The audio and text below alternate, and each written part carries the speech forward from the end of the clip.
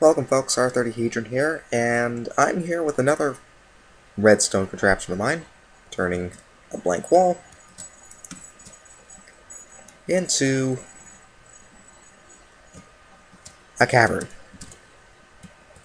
using TNT and a little bit of redstone. Or, if you want something a little bit more uniform, something like this.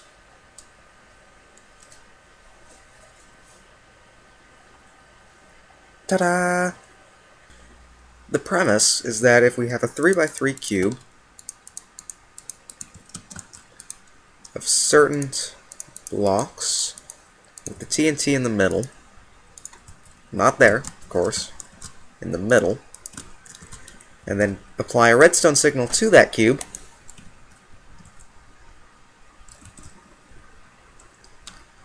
the entire cube is destroyed in its entirety, usually leaving the surrounding area intact.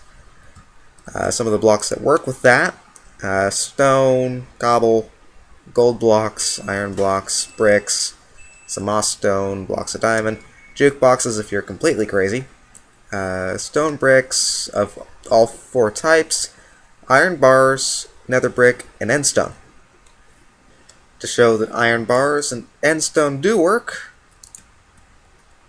this also sort of shows better. As you can see, iron bars blew up, buttons still intact, but nothing else is. Everything else is intact. On the same note, and this is actually a bit of an important note, endstone has a slightly higher blast resistance to stone, so there might be some residue. So it's not a perfect 3x3 cube, and really I think it's just random how that one ends up working.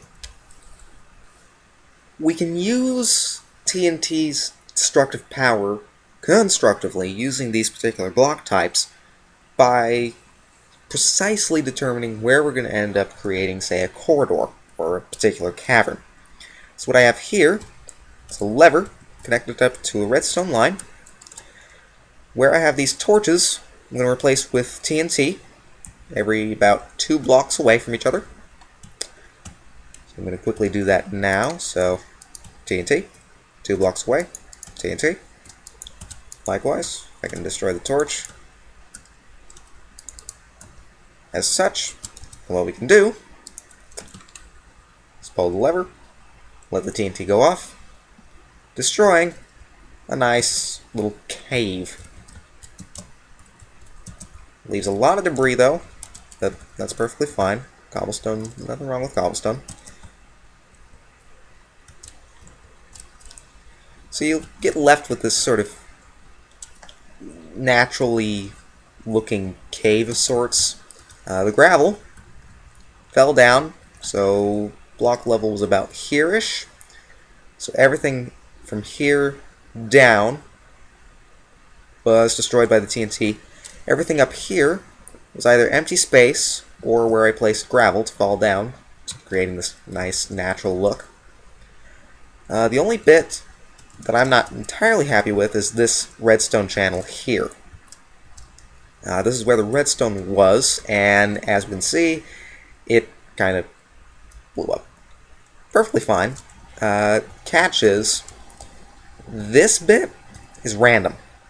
We left a hole next to where the TNT was for the blast to sort of propagate through the redstone line, destroying the redstone, as well as it's not really a predictable effect. I've done this, this is like my 3rd or 4th take, and it's been different every single time. There's no preciseness creating this portion of the cavern. Now, that might be what you're looking for. That's perfectly fine, but I wanted to look for something a little bit better. So that led to this idea. We've got sort of a tileable design. It's somewhat compact. I'm impressed with it. So the current goes in, inverts this block, turning this torch off, turning this torch on, igniting the TNT. And while that's happening, the current also then splits. Part of it goes to the next block in the system, as well as placing this piston to push forward, removing the torch, and making it so that when these blocks are destroyed, there's not a hole every 2 blocks where the torch was. So we just quickly fire this.